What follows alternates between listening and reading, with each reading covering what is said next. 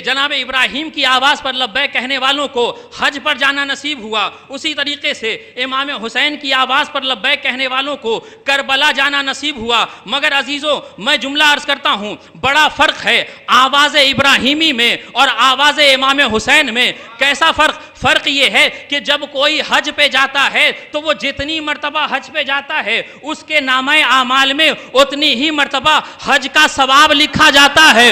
मगर अल्लाह अकबर, इमाम हुसैन की आवाज़ पर लब्बैक कहकर जब करबला के लिए कदम बढ़ाते हैं, हर कदम पर ज़ियारत के सवाब के साथ साथ हज उम्रे का सवाब भी मिलता है।